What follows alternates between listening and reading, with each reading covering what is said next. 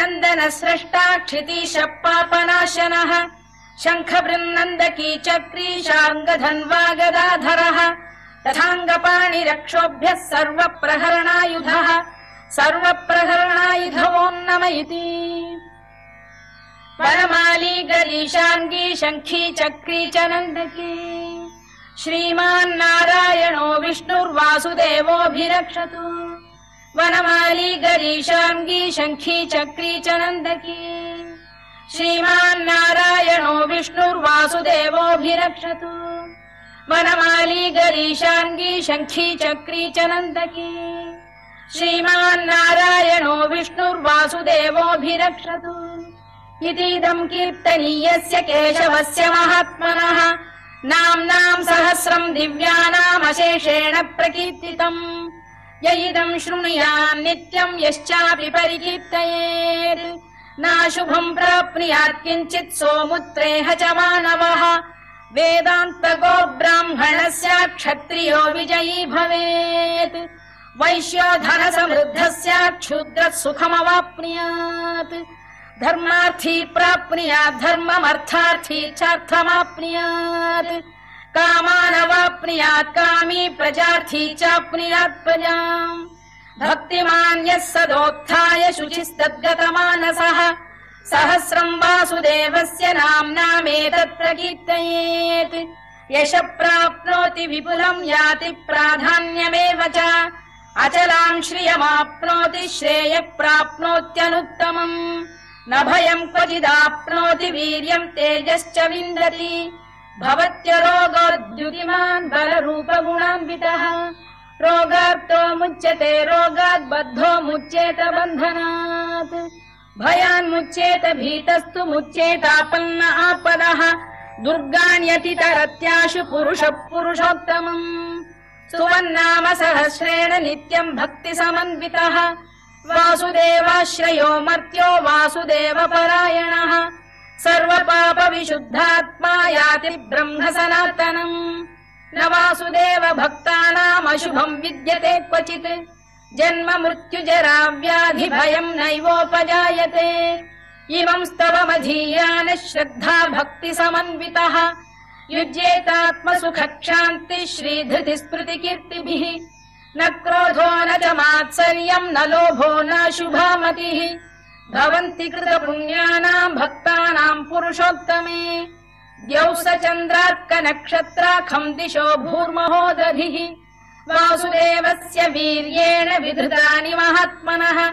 ससुरासुरगन्धर्वम् स यक्षोरगराक्षसम् जगत्वशे वर्ततेदम् कृष्णस्य सचराचरम् इन्द्रियाणि मनो बुद्धिः सत्त्वम् तेजो बलम् धृतिः वासुदेवात्मकान्याहुः क्षेत्रम् क्षेत्रज्ञ एव च सर्वागमानामाचार प्रथमम् परिकल्पते आचार प्रभवो धर्मो धर्मस्य प्रभुरच्युतः ऋषयः पितरो देवा महाभूतानि धातवः जङ्गमा जङ्गमम् चेदम् जगन्नारायणोद्भवम् योगो ज्ञानम् तथा साङ्ख्यम् विद्या शिल्पादिकर्म च वेदाः शास्त्राणि विज्ञानमेतत् सर्वम् जनार्दनात् एको विष्णुर्महद्भूतम् पृथग्भूतान्यनेकशः त्रीन् लोकान् व्याप्य भूतात्मा भुङ्क्ते विश्वभुवव्ययः इमम् स्तवम् भगवतो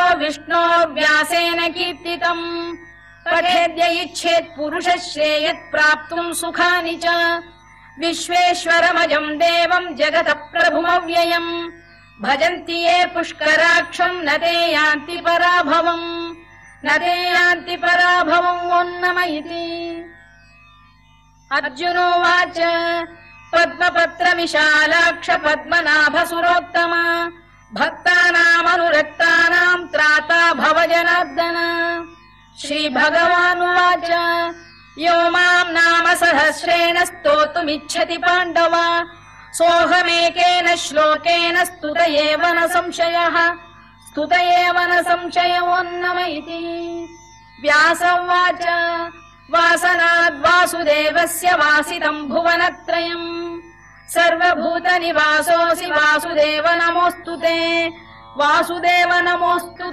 नम इति। पार्वत्युवाच केनोपायेन लघुना विष्णोर्नाम सहस्रकम् पठ्यते पण्डितैर्नित्यम् श्रोतुमिच्छाम्यहम् प्रभो। ईश्वर उवाच श्रीराम राम रामेति रमे रामे मनोरमे सहस्रनाम तत्तुल्यम् राम नाम वरानने।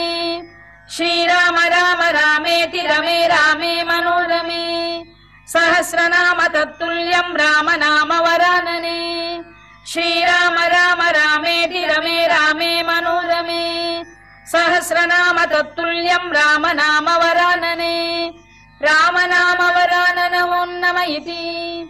ब्रह्मोवाच नमोऽस्त्वनन्ताय सहस्रमूर्तये सहस्रपादाक्षि शिरोरुबाहवे सहस्रनाम्ने पुरुषाय शाश्वते सहस्रकोटियुगधारिणे नमः। सहस्रकोटियुगधारिणे नमः ॐ नम इति। सञ्जय उवाच यत्र योगेश्वर कृष्णो यत्र पार्थो धनुर्धरः तत्र श्रीर्विजयो भूतिर्ध्रुवानीतिर्मतिर्मम। श्रीभगवानुवाच अनन्याश्चिन्तयन्तो मां ये जनाः पर्युपासते तेषाम् नित्याभियुक्तानां योगक्षेमम् वहाम्यहम्। परित्राणाय साधूनां विनाशाय च दुष्कृताम् धर्म संस्थापनार्थाय सम्भवामि युगे युगे।